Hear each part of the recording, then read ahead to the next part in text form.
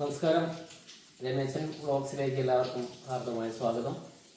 നമ്മളിന്ന് ഇവിടെ ചെയ്യാൻ പോകുന്നത് ഉണക്കമീൻ എങ്ങനെ നമുക്ക് വീട്ടിലുണ്ടാക്കിയെടുക്കാം എന്നുള്ള ഒരു ചെറിയ വീഡിയോ ആണ്. എല്ലാ വീട്ടമ്മമാർക്കും ഇത് വളരെ ഈസി ആയിട്ട് ചെയ്യാൻ പറ്റുന്ന ഒരു പ്രോസസ്സാണ്. നമ്മളതിന് വേണ്ടി എന്തൊക്കെ വേണം എന്നുള്ളത് നമുക്ക് പറയാം. ആദ്യമായി നമ്മളിവിടെ ചെയ്യാൻ പോകുന്ന മീൻ വെട്ടനാണ്. വെട്ടൻ വളരെ കഴുകി വൃത്തിയാക്കി നമ്മൾ നെടുകെ പൊളിച്ചെടുത്തിട്ടുണ്ട്.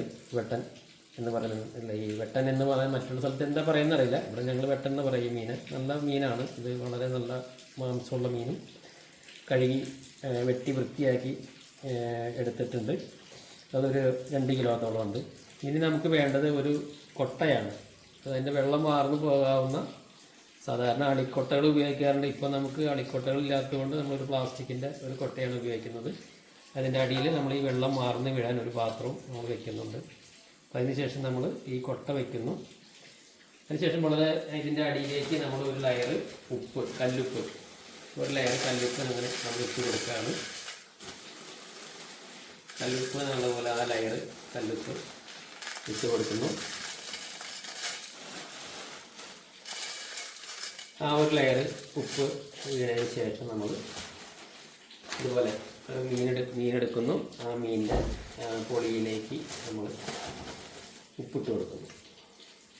ഇതുപോലെ ഉപ്പിട്ടതിന് ശേഷം ഈ മീനെ നമ്മൾ മടക്കി വയ്ക്കുന്നു. അപ്പോൾ അതിന് ശേഷം നമ്മളിങ്ങനെ അതിൻ്റെ കൃത്യമായിട്ട് നമ്മൾ ഓരോ മീനും ഇതുപോലെ വെച്ച് നമ്മൾ ഉപ്പിട്ട് കൃത്യമായിട്ട് ഉപ്പ് എല്ലായിടത്തും എത്തണം, ശ്രദ്ധിക്കണം. അതിന് ശേഷം ആ മീനെ മടക്കുന്നു. ഇങ്ങനെ ചേർത്ത് നമ്മൾ അടക്കി വയ്ക്കും. മീൻ എടുക്കുക, അതിന് ഇതിനകത്തേക്ക് ഉപ്പിട്ട് കൊടുക്കുക. ഉപ്പിട്ടതിന് ശേഷം നമ്മളത് മീനെ മടക്കുക. അപ്പോൾ ഈ ലെയറിൽ അതുപോലെ നമ്മൾ ലെയറായിട്ട് വയ്ക്കുന്നു.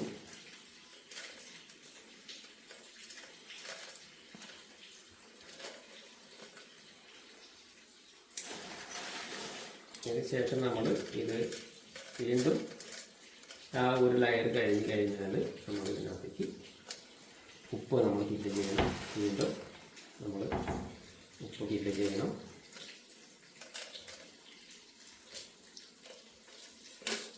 ഇപ്പോൾ നമ്മൾ ഒരു ലെയർ ആയിട്ടുണ്ട്.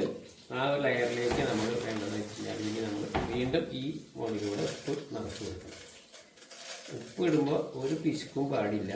കാരണം ഉപ്പ് കുറഞ്ഞു കഴിഞ്ഞാൽ നമ്മൾ ഇതിൽ പുഴു വരാൻ ചാൻസ് ഉണ്ട്. അപ്പം അതുകൊണ്ട് നമ്മൾ കൃത്യമായിട്ട് ഉപ്പ് മാക്സിമം ഇട്ടതിന് ശേഷം ഭാഗമൊക്കെ ഫില്ല് ചെയ്യുക. അതിനുശേഷം വീണ്ടും ഇതേ പ്രോസസ്സ് തന്നെയാണ് വീണ്ടും ആവർത്തിക്കുന്നത്. വീണ്ടും ഒരു ലെയർ അതുപോലെ തന്നെ അതിൻ്റെ മുകളിൽ വരുന്നു. നമ്മൾ ഈ പൊളിച്ച മീനിലേക്ക് ഉപ്പ് കയറ്റുന്നു, മുടക്കുന്നു.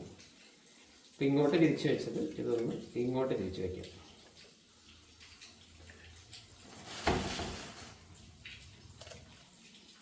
ഇതാർക്കും വളരെ ഈസി ആയിട്ട് 4ാമത്തെ ദിവസം നമുക്ക് ഉണക്കമീൻ നമ്മുടെ വീട്ടിൽ ഉപയോഗിക്കാൻ പറ്റും. എന്താണ് ഇതിൻ്റെ വിശേഷം? യാതൊരു വകമായില്ലാത്ത വൃത്തിയുള്ള മീൻ നമുക്ക് ഉപയോഗിക്കാൻ സാധിക്കും. ധൈര്യമായിട്ട് കഴിക്കാം.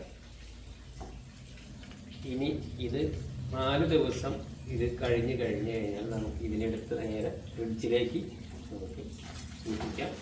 എത്ര നാൾ വേണമെങ്കിൽ നമുക്കിത് സൂക്ഷിച്ച് വയ്ക്കാവുന്നതാണ്.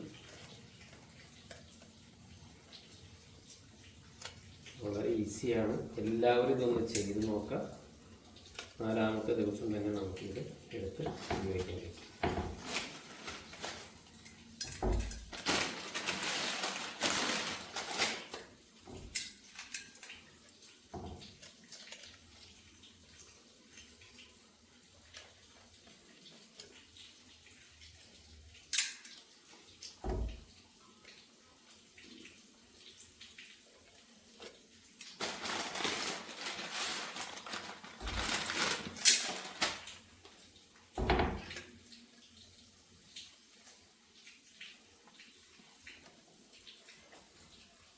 അപ്പോൾ ഏറെക്കുറെ നമ്മളുടെ മീനുകൾ കഴിഞ്ഞിട്ടുണ്ട്. അപ്പോൾ ഫിനിഷിങ്ങിലേക്കാണ് പോകുന്നത്. വീണ്ടും ഇതുപോലെ നമ്മൾ ഉപ്പിട്ട് കൊടുക്കുക. നല്ല രീതിയിൽ ഉപ്പ് കവർ ചെയ്യണം. ബോഡി മൊത്തം കവർ ചെയ്യുന്ന വിധത്തിൽ നമ്മൾ ഉപ്പിട്ട് കൊടുക്കണം.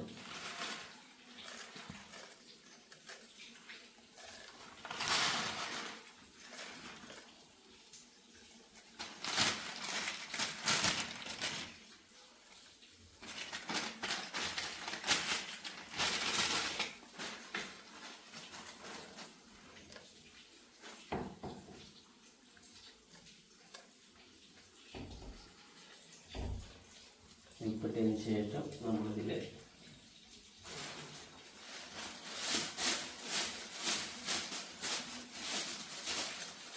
ഒരു കവർ വെച്ചിട്ട് നമ്മളിത് മൂടി കൊടുക്കണം.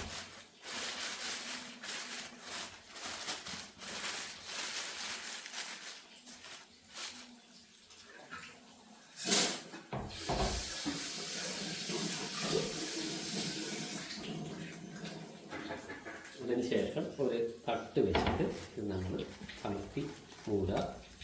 ഇതിൻ്റെ മുകളിൽ ഒരു വെയിറ്റ് കയറ്റി വയ്ക്കണം.